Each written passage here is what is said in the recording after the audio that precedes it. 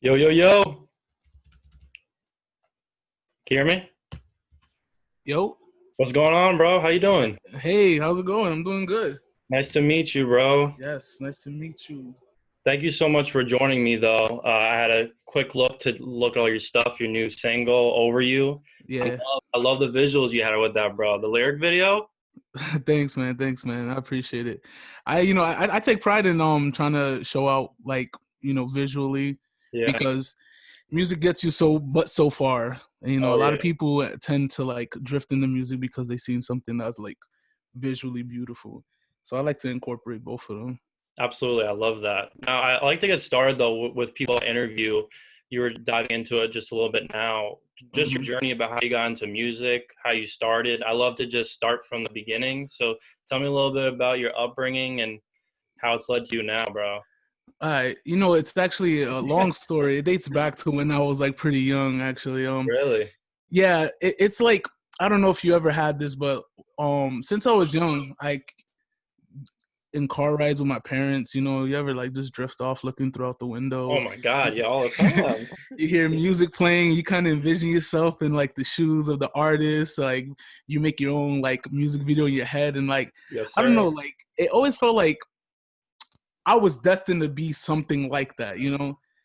But Yeah. at the time, growing up, I was super introverted, which is like the exact opposite of what I am now. Oh, bro, I'm the same way, yo. It's Yeah. It's crazy. like I'm introverted when I need to, but Uh-huh. overall, when it comes to like my artistry and like anything that's to do with my music career, I'm like super outgoing. Yeah. I just But feel it like it's a was different way to express yourself. You know what I'm saying? It's a whole different expression of who it, we it, used to be. exactly. And it's like when you look back, it's like, wow, like character development. It's like super Yeah. dope. Yeah. Yeah, but I never thought I was gonna get into music per se. Okay. But then like over time in school, I got into like the school band, started doing like poetry, and I was like, wow, this is something really cool that I want to like dive into because there's like this whole realm of thinking, but also like just feeling that Yeah. is like different from like traditional education. Like this is something I want to learn, but it's not like okay, 1+1 = 2 type of thing. It's more like complex than that, and I like it. Yeah. Yeah, way more rewarding.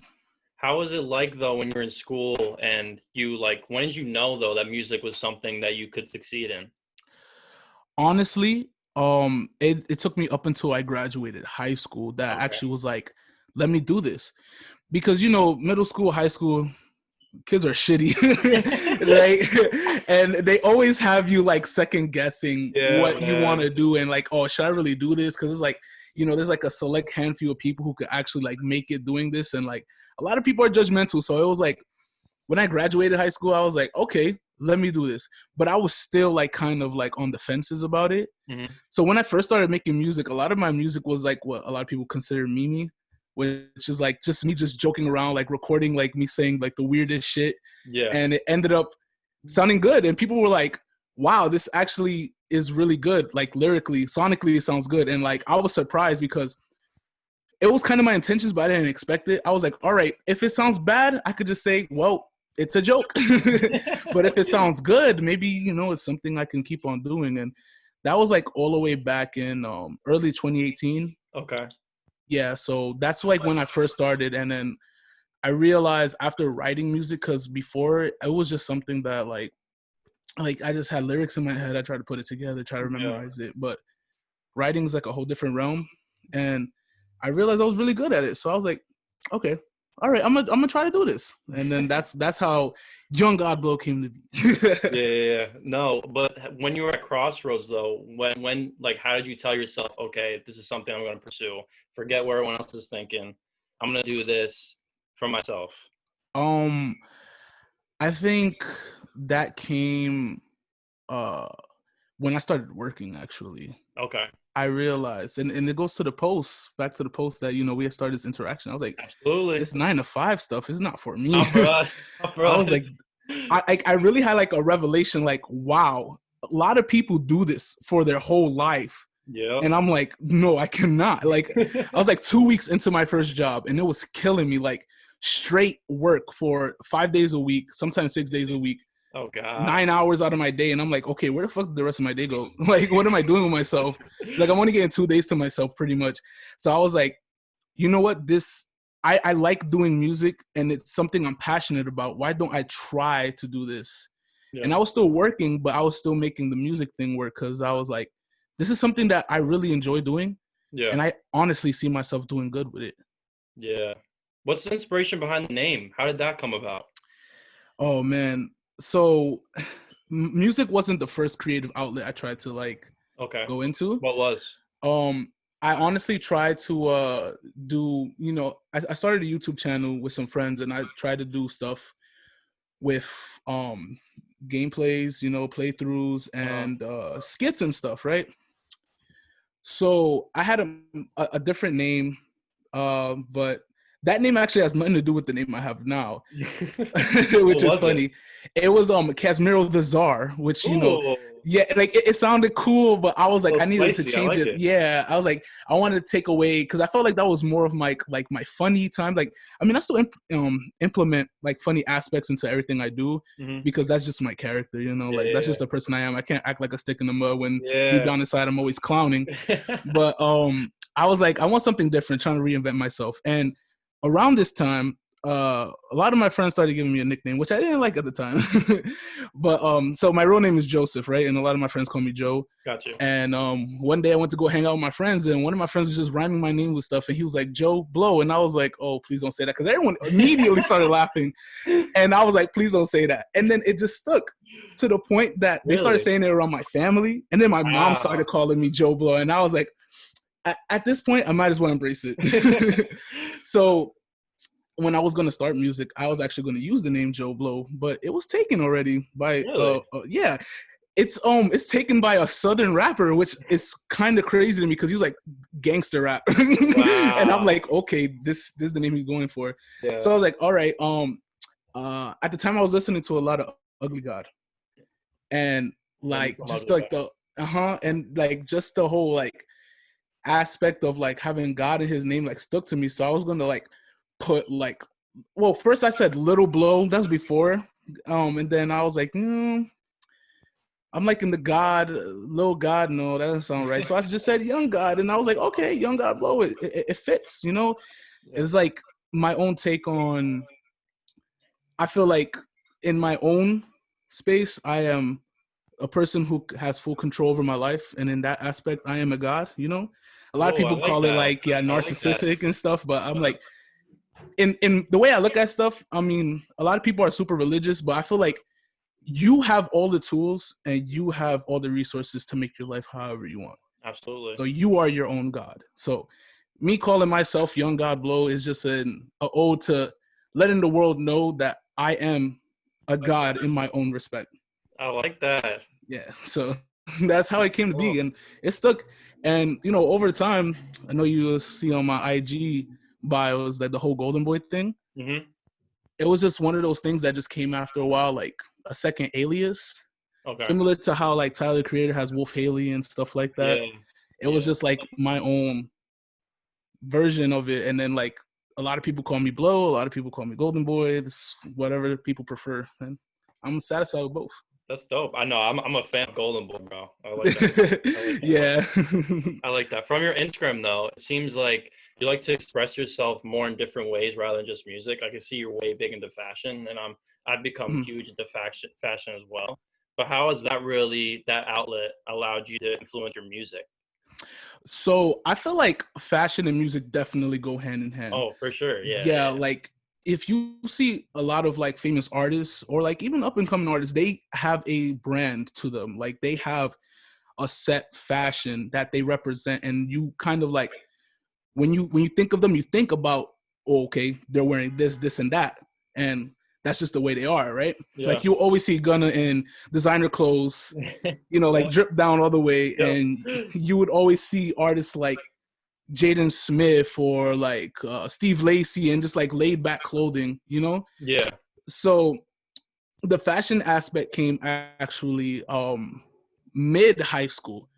I was going through like an identity crisis type of thing because before I used to in high school, bro. Yeah,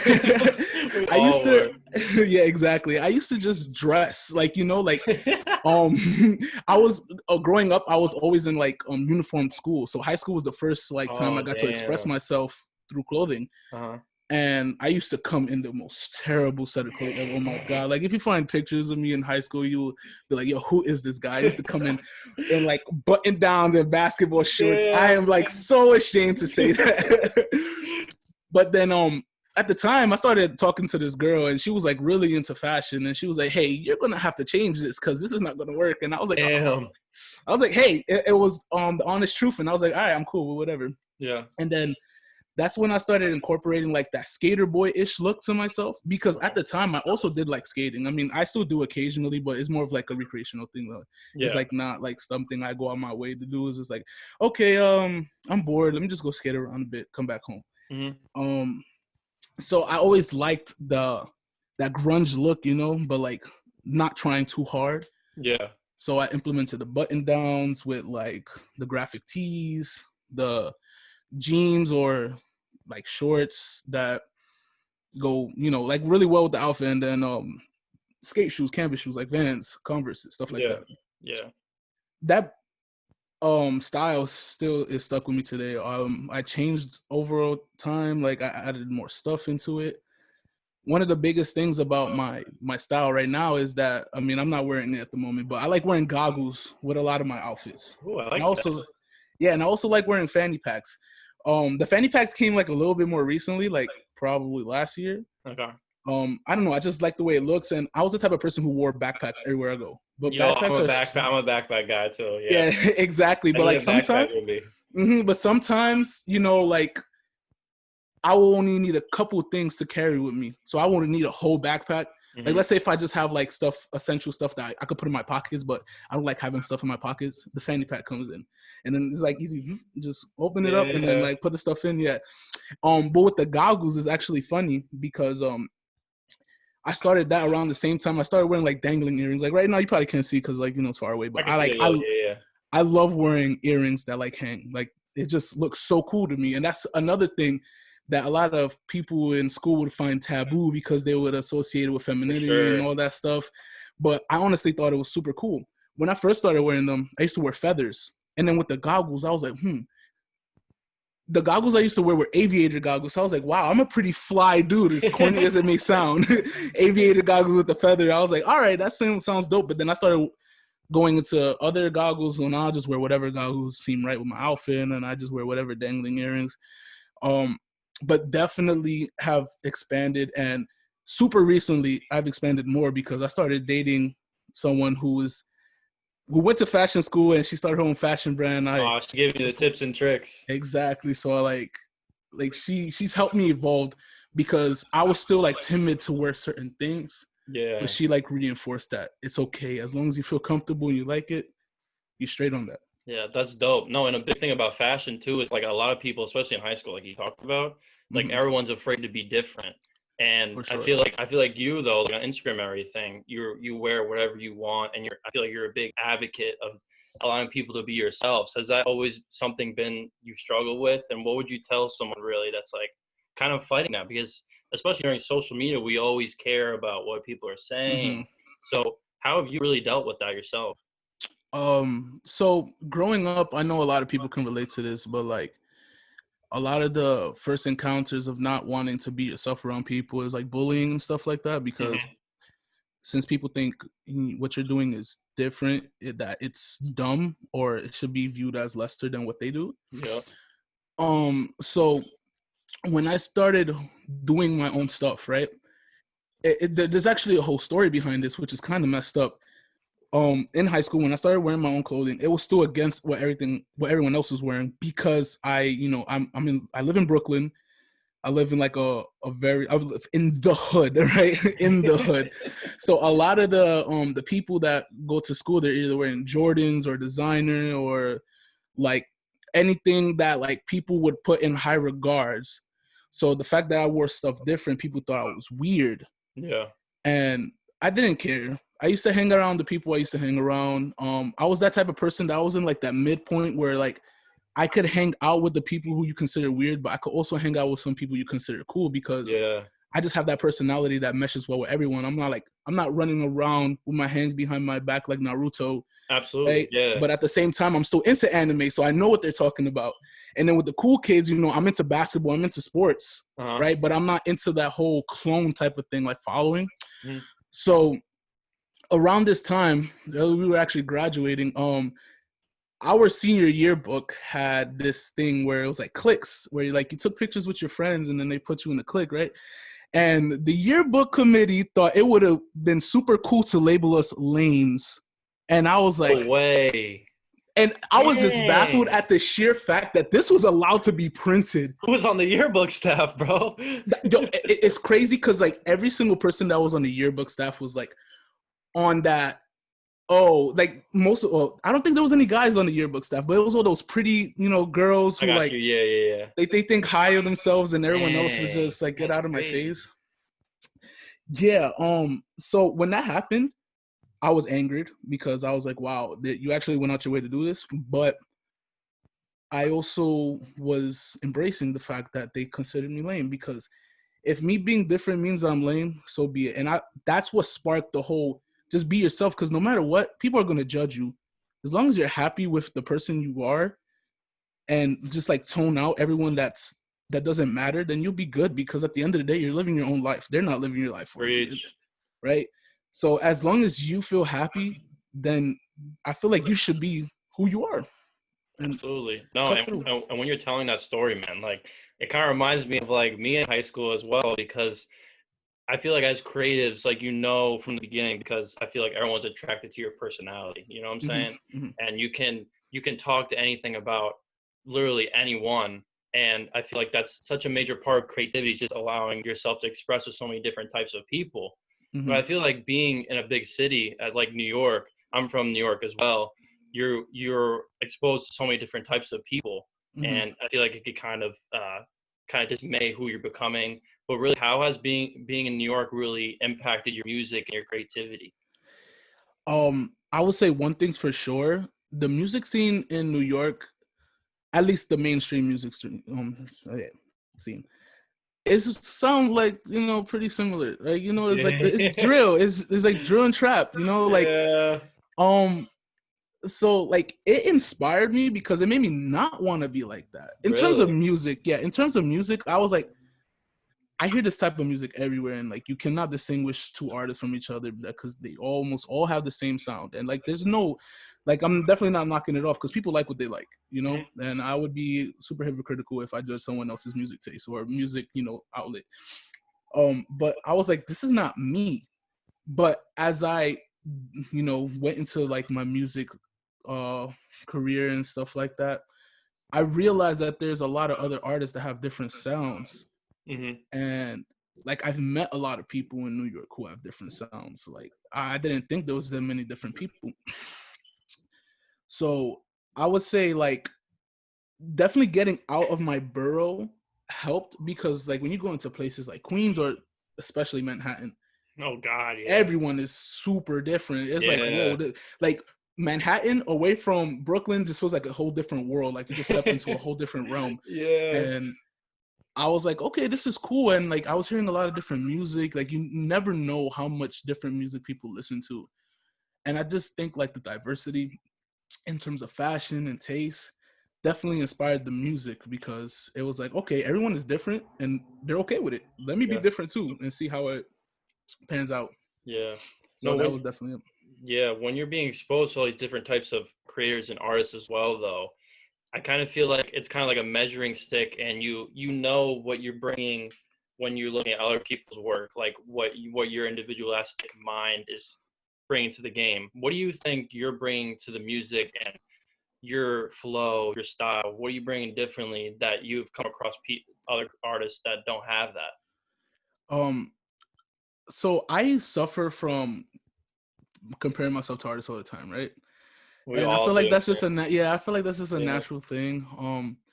But I also at the same time know that my taste in music I like to listen to incorporates and like it makes my music in a way.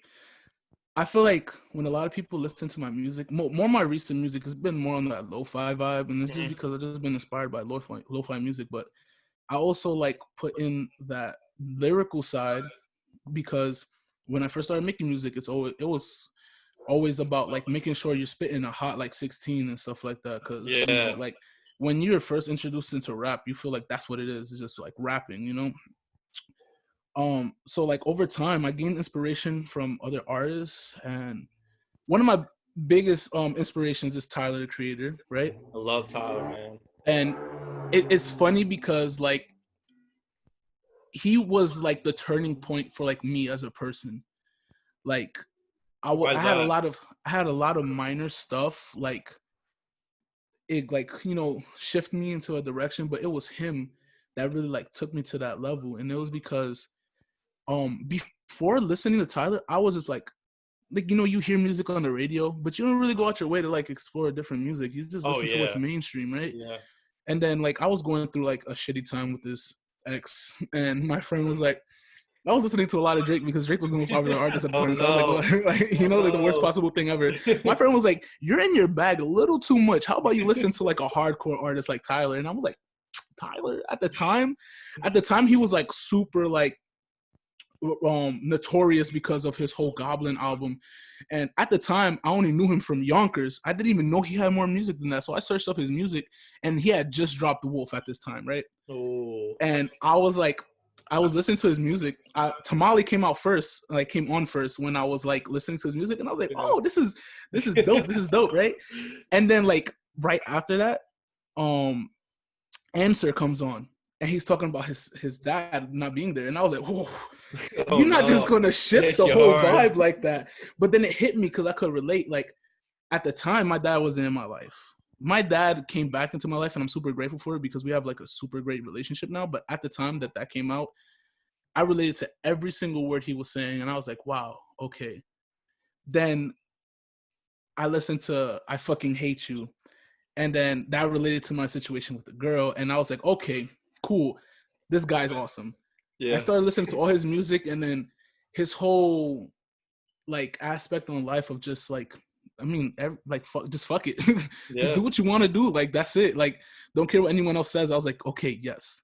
So he started my music taste, and I feel like since him, like it went into like I guess alternative scene when it in the sense that alternative hip-hop. hmm, Then I started listening Earl, because Our Future, obviously, Frank. Started listening to Childish Gambino, Chance the Rapper, and more recently, I started listening to I started listening to Ski Mask back in 2018, but I'll say more recently, and then Toby Lou, right? I listened to both of them, and 2018 was the time I started making music. So Toby Lou has that sound that's like he's rapping, but it's so melodic at the same yeah, time. It's like, oh wow, like it's really like touching you. And I remember I started listening to his music when he just started getting like popularity. Like Toby Lou and The Moon had just came out. And Solange was the song that had me hooked. yeah. And at the time he only had like 9,000 Instagram followers. Like he was popular, he was getting popular in terms of streams, but like a lot of people didn't know about him. And I was like, oh, okay, cool. And then Ski Mask, it's like well, at the time he was considered in that category with mumble rappers, but then he was not a mumble rapper whatsoever. He's Yeah. like he's just lyrically inclined, and it's so crazy. And I'm like, wow. So I feel like my music, in a way, it has that I don't give a fuck attitude that Tyler brought to me. Yeah. But then I have the melodic sounds that Toby has, but at the same time, I'm like super lyrical in the way that Ski Mask is. Yeah. And I just put all of those together, and then that's how you get me. No, yeah, because I was listening to all your music, especially from the beginning. I Mm-hmm. can see that you really like prioritize switching up your style, your Mm-hmm. flow, and everything. And I would like to get to the new song Over You. Just tell me a little bit about more about that approach to the song and the inspiration behind it that was different than your past songs. Um, a lot of my early music, definitely was just me just rapping, right? Yeah. And just like saying stuff that would like be like have people like, oh, like with Young Kid Flex, and I said something like, I love my whips like I love my chicks, they gotta be topless. Like that really catches people. Yeah, I like that. And then like I realized like you said, I don't like being like similar. I don't want people to listen to my music and be like, okay, he has the same flow, he's rapping about the Yeah, same thing. Like, this is getting boring after a while, because like at that point you only get like a certain audience. I want it to branch out so I get as much people as possible. I always liked making love music, but I was never good at it before. I actually have a lot of music that I released previously and I took down because as a perfectionist, I want to make sure that my audience gets the best type of music possible. absolutely. um it didn't, the confidence didn't come until I made The Moon, right? Which I recorded, even though I released like May, I recorded it earlier on in the year and I was sitting on it, and it was like, even though some like, certain people like uh try to shit on auto-tune users, Hmm. it's actually really fucking difficult to make sure to Really? sound good with auto-tune. Yes. I didn't know that. Like, a lot of people, like, they hear the autotune like autotune, but like, honestly, using autotune, you realize how difficult it is, because if you're just going up to the mic and you're like, it's gonna sound groggy, it's gonna sound trash. You actually have to have some sort of like harmony going on. Okay. Like, you actually have to hold a note, because if you can't hold a note, it's gonna drop and it's gonna sound really robotic. Well, So when I first started like doing melody type of music, I was like, whoa, this sounds nasty. Like, it was definitely something I had to like master. And I felt like I mastered it on The Moon, because The Moon, like, you can tell there was some sort of tuning, but like, it doesn't sound like that robotic tuning, you know? mhm. So I definitely had to like grow as a singer too. Even though I wouldn't consider myself the best singer by a long shot, I feel like I had to learn how to at least hold a note and know the differences between like keys in order to like sound really good. So The Moon ended up being one of my most successful. Actually, it is my most successful single, right? Yeah. Other than a song I have with some few other people, that was my best song I did by myself. And I was like, wow, the people really love this. I was getting reposted on lo-fi edit pages. Hey. Yeah, I was getting reposted on Spotify playlists, and I was like, okay, they love this. And I started getting a lot of followers that genuinely loved The Moon and like that whole thing. I had people sending me DMs like, you need to make more music like this. And I was like, you know what? I got to give the people what they want. So I hit up my producer and I tell him, hey, they want more lo-fi music. Just like send me a whole bunch, like a lo-fi pack. He just started sending me a lot of things. My DJ Eric Cool, Yeah, that's the I name was of my gonna ask you about producer. him. Yeah, Yeah. yeah. Awesome dude. Awesome dude. He produces like so quick. Like I tell him like the vibe I want and he will deliver it immediately. He's really good. And the crazy thing is he's only 18. So it's like, Wow. yeah, it's like this guy is super Wow. talented, and a few years from now he's gonna be a problem. Yeah, shout him Um out, man. Shout him yeah, out. big shout outs. So yeah, he delivered, and then that particular beat for Overview just like stuck out to me. But I was like, um, this is a different feel from The Moon. So even though I wasn't particularly feeling like love deprived, because I feel like that's what Overview is. Overview is like you lost someone, you're trying to get them back. I wasn't feeling that in the moment, but the beat, that's what the beat was saying to me. Mhm. Like, this is what you need to, sing about. So I was like, okay. A big thing for me in the music creating process is listening to a beat, humming over it or freestyling over it, and then plugging in words to the hums or like the mumbles and stuff like that. And that's how I got the inspiration from Overview. Just, like the my fans letting me know they want more of what I was doing, and me just like, okay, I want to experiment more. Yeah, no, that's like probably the biggest, like most important thing as an artist, really always trying new things. But what do you think since overview to the beginning, what have you grown the most in when it comes to the creation of your music? I feel like every day I'm growing in this department, but it comes in like delivery. Okay. Like, I feel like before, when I was first making music, as long as it rhymed, it sounded good, right? Hmm. Which is not the case at all, because you could like rhyme paper with hater, but but if the flow and the words you use before that doesn't like coincide, it's not gonna sound good. Like, I feel like now when I write my music, I'm always thinking like 3 bars ahead. Like, okay, if I write this right now, how is it gonna coincide with something I say in the future? Got you. And like my producer, like he gave a nod to this on Overview, because he was like, it sounds good. Like, sonically it sounds good, but when you actually like read the lyrics, it's like, wow, this is like, these are bars, you know, like this is fire. Like if people weren't just listening to the fact that you were like smooth talking them, Yeah. like, and they like actually listening to the lyrics, like it would like hit them more. Like there's so much depth into this, and that was something I've realized I've grown in, and like I love, because when I first started, you know, you always have like big dreams of working with bigger artists, or like, you know, doing numbers and stuff like that. But like looking back, I'm glad I'm taking my time with it, because I'm perfecting my craft more and more every day. Absolutely. And like when I compare myself to other artists, like health in a healthy way, like okay, they're doing this, maybe I should try doing it like that. I realize that a lot of the bigger artists, regardless of how many people think they're talented or not, like a lot goes into what they do, and that was one of the biggest things. Another big thing was my sound itself. Okay. I feel like a lot of people think that their talking voice is their rapping slash singing voice, and that is far from the truth. Like if I came up to the microphone and I was just like, yeah, my name is Blow, you already know I steal the show, blah blah blah, it's not gonna sound good. But if I put like emphasis on what I'm saying, Yeah. change my voice a bit, people like would hear it more. Like I remember working with certain friends or artists, and I would like talk to them like this, but then when I go on the microphone, I put like a like sound to it. Yeah. They're like, it's like, wow, you know, this is a different person. This is like microphone Blow, and then this is Yeah. you. And I Yeah. was like, yeah, like it, once you can do that, I feel like you can start creating like a lot of great music too. Absolutely. And the biggest difference I really saw when listening to all your music Mm-hmm. is I feel like you want to tell more stories, and I feel like your Mm-hmm. storytelling has really blossomed. Are you always aiming to like reflect on like past experiences you go through, and not just like rapping about things that really might not even concern you now to Mm-hmm. shape your songs, or is that something you're still working on?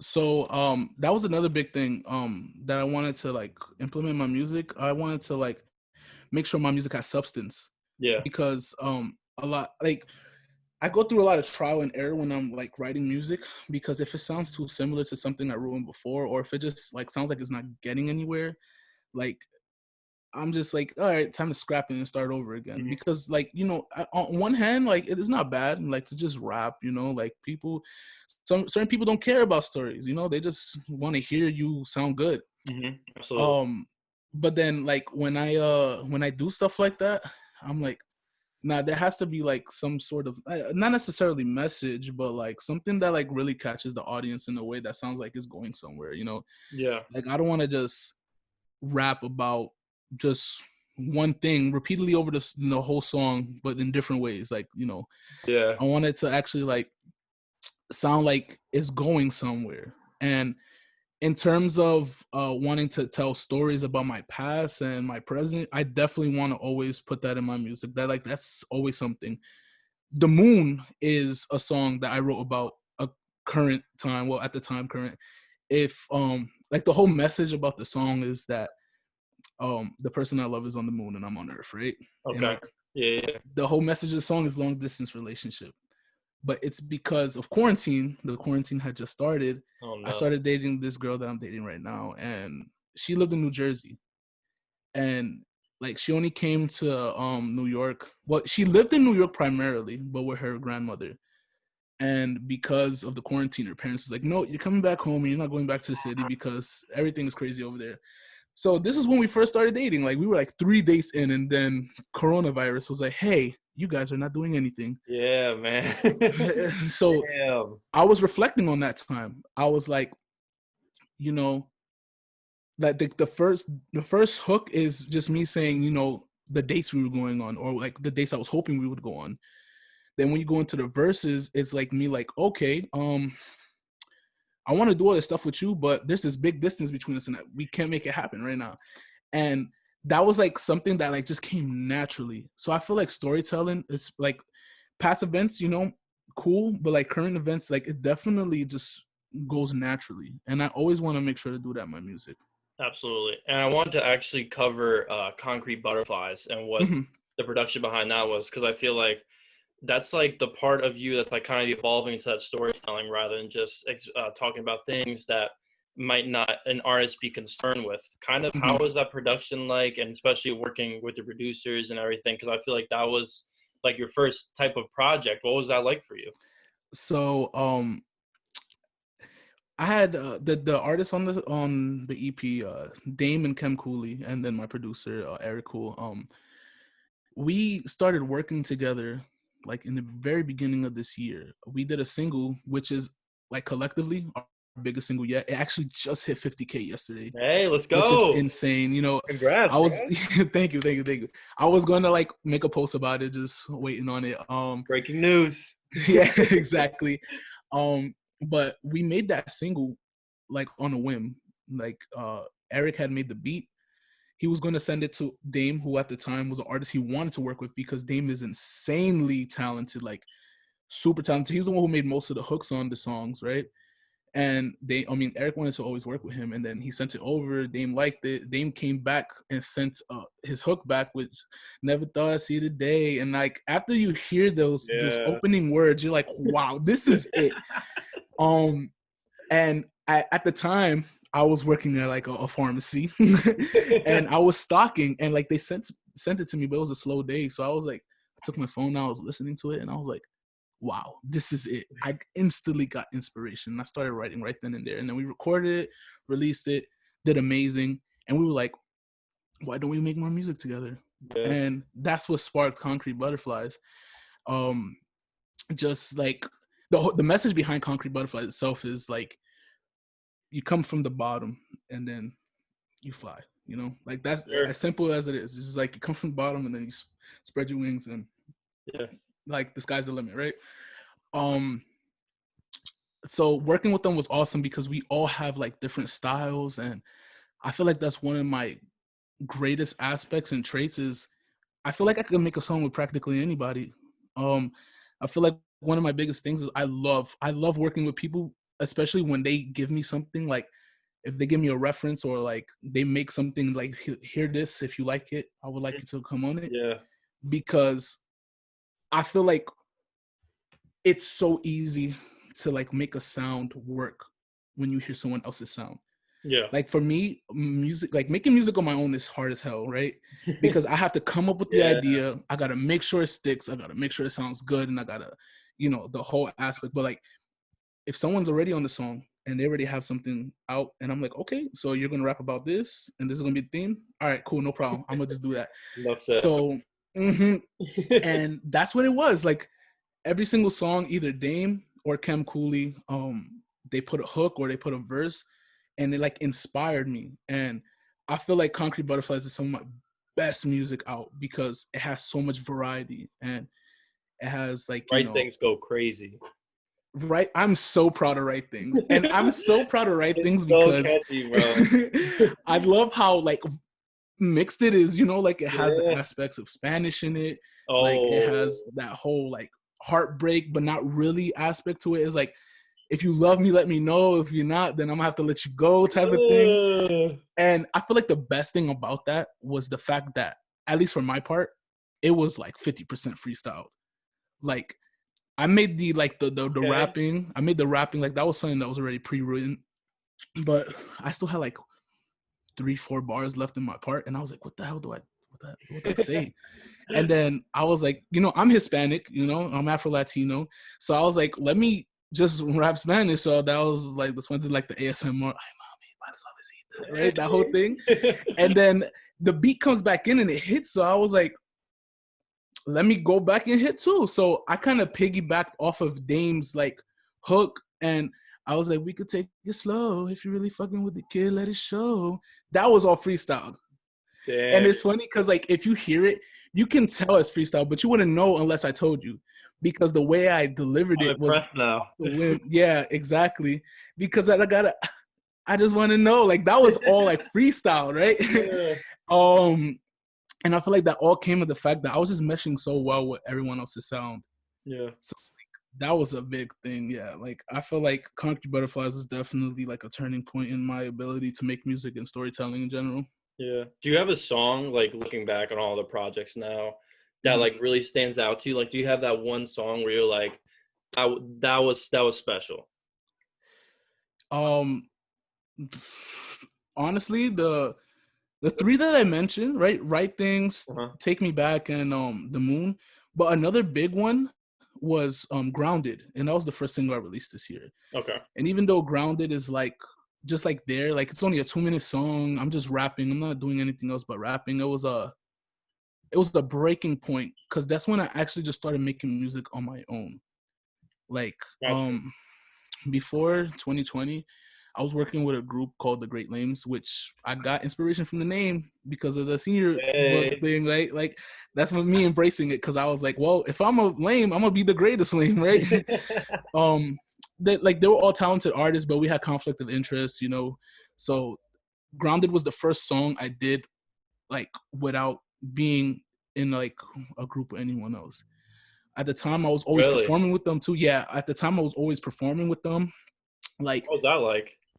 it was great because 2019 was like a super amazing year. I was hoping 2020 would be even greater, but I think we all unfortunate were, bro. circumstances. Yeah.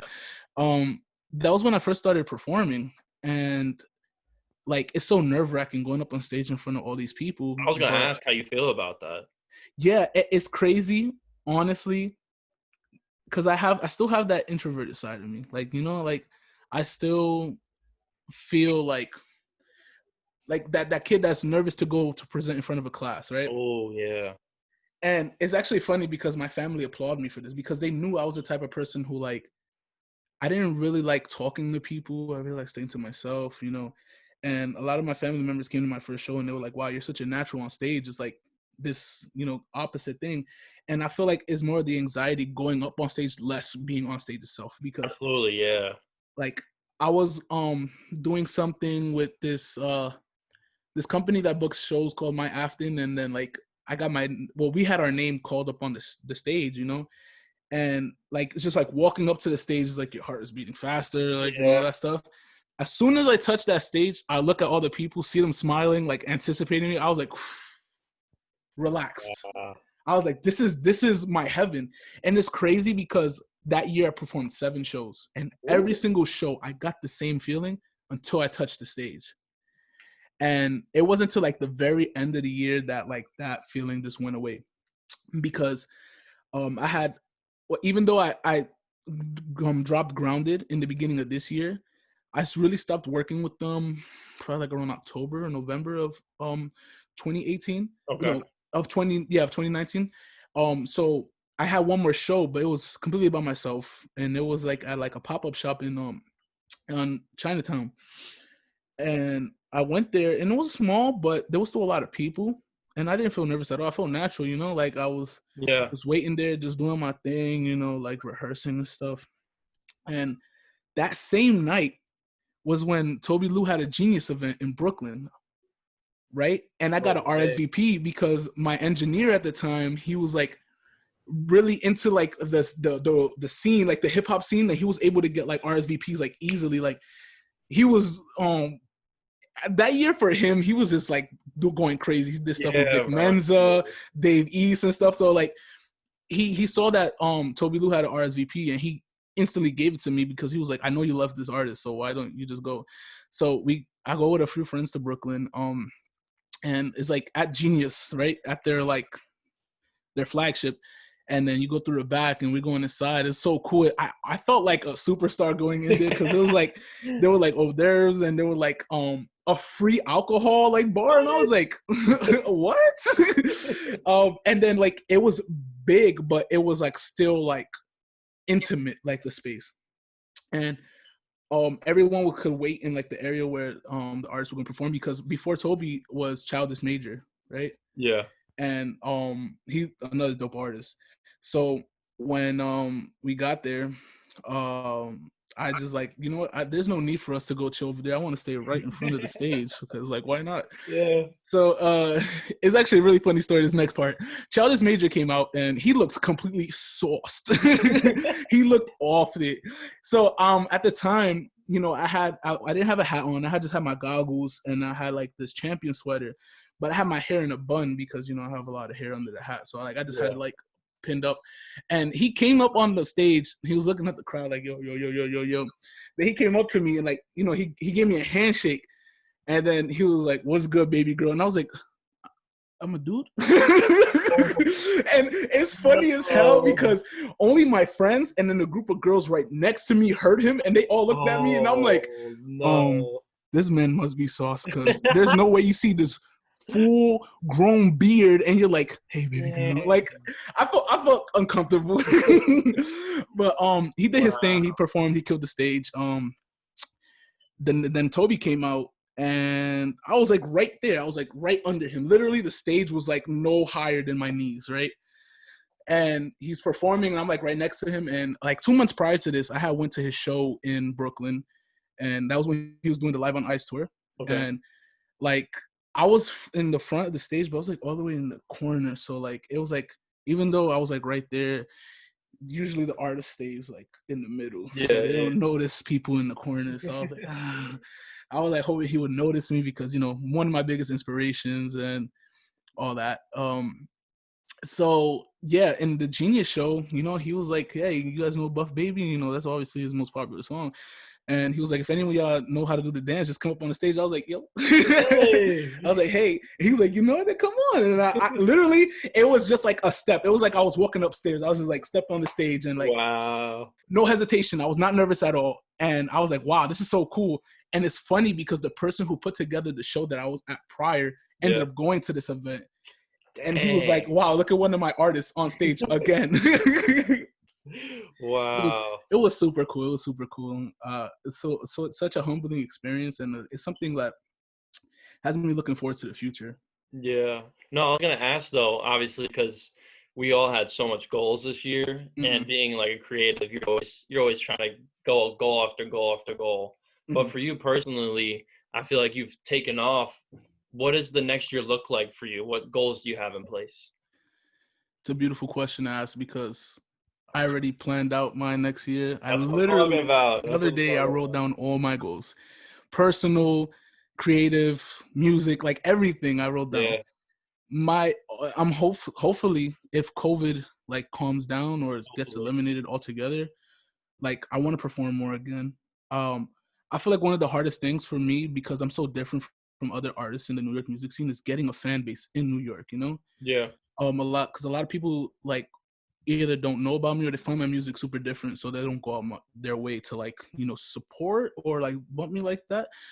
So a lot of my fan base is out of state, but one of my goals is to get more fans in New York because I want to perform like shows here, at least because I know if I have like a solid fan base in my hometown, my home state, that I can go anywhere and like kill it anywhere, you know? Yeah. So I definitely want to perform again, but I want to perform for people who are there for me, because the shows I performed in 2019, they were like showcases. They weren't like people who were there for me. I mean, I had people pop out for me, but like it was like a small portion of like the general audience. So I want to have like people like, you know, singing my lyrics, you know, screaming my name, going crazy. Yeah. So yeah, performing a lot, that's definitely one. I'm hoping, like, this is just wishful thinking because, you know, the future is so uncertain when it comes to like this current climate of the world. I would love to open on tour for someone. I feel like that would be such a humbling experience and like something so great, something I could just go, because like I also, as much as I like shoot for stuff, I also think realistically, because, you know, that's just the way life is. Yeah. Because like I would love to go on tour, but I don't think I could start my own tour. So, you know, backpacking off of someone else's tour, gaining a bigger fan base that way, I feel like that's a huge step into like my music. Mm-hmm. I want to work with more artists. I feel like overall the only artists I work with have been artists that like I knew personally, but I want to work with artists who already have themselves established. Got you.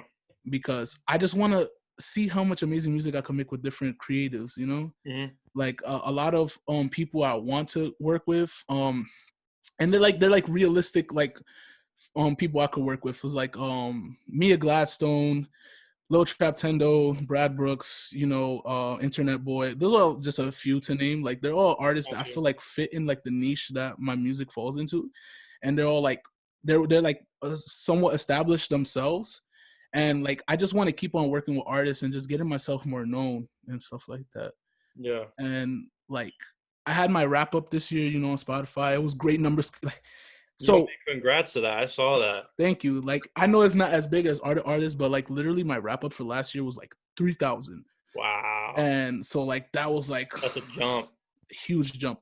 And one of the biggest things that a lot of people don't know about wrap up is that it doesn't account for the last month of streams that happened. Really? Yeah, so like when I Oh, I actually did not checked my know. yearly streams, it was like 140K, Wow. because in this last month alone, I got like a huge jump in streams because a lot of people reposting and like finding my music, which is super cool. Yeah. So another like big thing I want for next year is hoping that when I get that wrap up again, like it'll be anywhere between like 300 to 500K, and then if I do that, which I'm gonna like aim to make sure it happens, Absolutely. I'm gonna be super satisfied with the growth. Yeah. No, and we're looking ahead, but I want to go back to present. And after releasing Over You, I feel like each song an artist releases, it kind of captures the type of chapter they are Mm-hmm. in their life. But after releasing your new song, how would you describe this chapter of not just your personal life, but your musical career as well? This chapter is definitely a budding stage, which is I love funny that. because the whole theme of like Over You, like is like it has its theme, but then it has like a sub theme of like the seasons. Yeah. And I feel like Over You is like that spring season that's like, okay, what the blow that passed was great, but like this is a new chapter, like, so I would definitely feel like this is like the budding season for me. This is like me like stepping into like my own like new like if I'm cocooning into a butterfly pretty much. And I feel like the biggest thing that the reason why I say that is because Over You is the first song I released that I recorded in my own home studio. Hey. So I always felt like, paying for studio time made you look nice and like, like they're the Yeah. best because like it's professional studios. But Uh, after investing into my own equipment, I realized I make way better music on my own. Like, not knocking off the engineers I used to work with before, but like I spent like a few $1,000s on my setup, and then I never have to pay for studio time ever again. Like Yeah. like running my pockets dry. And I think the biggest thing I love about having my own equipment is that I can really just sit here and then just And I bring. could fail. I can fail. Like when I'm at the studio, you book a certain amount of time and you have no room for error. You have to make sure everything sounds as I good as didn't even possible in think that set about that. time. Yeah. I literally can just record at any time I want, as much as I want. I could even step away and come back to it. And I feel like that's the most amazing thing. Over You was the first song that I did 100% on my own. So, like, in a way, that was another like new beginning stage for me. Yeah. And like, I refuse to release music that sounds subpar. Mhm. So I will literally sit here or stand in my corner and then just go like hours on end, like making sure the smallest things are perfect. Like even like two lines, I will sit on like 2 lines for like 30 minutes at a time, because if it doesn't sound right sonically, I'm like, okay, I gotta make it sound good again. Yeah. So like right now, this is a new beginning of Blow. This is like my new adventure. And like honestly, I feel like right now I have like all my stuff together. Yeah. Like I don't have everything together, obviously, but I feel like I'm on the right path to making sure that like everything I do, flourishes. Yeah. No, that's dope, man. I'm really just excited for you, man, because I love just talking to artists about this, and Mm-hmm. I feel like not a lot of people have the confidence that you do, and it's beautiful that you said that being at home allows you to fail now, because I feel like not a lot of people are allowed to be that vulnerable with themselves, which Mm-hmm. is beautiful to hear. But I like to finish up the interviews though with two questions I always ask any guest, and the first one is, what's one creative tip you could give to just anyone, not even in like the musical industry, but just any creative field that you've really learned going through your personal life and the journey that you've been through so far? I definitely say if you like something, try it, because the well-known phrase, you miss every shot you don't take, right? Yeah. Um, you never really know how well you are at something until you try it. Like if it's like if you're like an artist that likes to draw or paint, you don't know if like if you want to try a certain style or like change the way you you just do a simple brush stroke. I feel like you should just go for it. Like Yeah, any little thing that helps you. I feel like a lot of people are like afraid of failing, right? And like it doesn't always have to be that, because every single thing you do, regardless if it's like a win or a loss, is a lesson, and it helps you grow for the future. absolutely. So you take everything like with a grain of salt, keep on pushing and try new things. If you like it, if you feel confident in it, and then you should definitely go. Yeah. Definitely. Never be afraid to fail, really, man. Mm-hmm. But last Exactly. question though, what's your definition of creativity? Mm-hmm. All right. I feel like creativity is like having something that is like original to you, or like, I mean, it doesn't necessarily have to be original, but it's like something that is out of norm, Okay. but it's something you like, you enjoy, you know. Being able to think differently than others is a huge thing in creativity.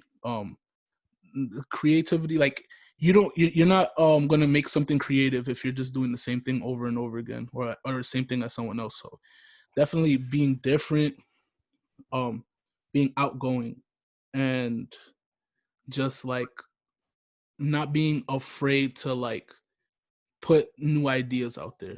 Like creativity is just anything new that is just what you make, and it just beautiful, you know. Because I feel like even if other people don't think it's beautiful, any type of creative idea, mindset is just amazing and awesome. Well said, man. That's beautiful. No, I've never really heard that outlook before. But I just want to say thank you, man. I've just seen the confidence that you're able to display, and I've had a lot of talks, man. This is one of my longest. We were just rambling on and on. I love that, bro. I love just talking about just your journey, everything you've been through. I'm very excited to just watch you continue to grow. Obviously, 2020 has been the best year for everyone, but I've seen your work ethic, and I can see it now. I mean, I'm very excited for you. I just want to thank you.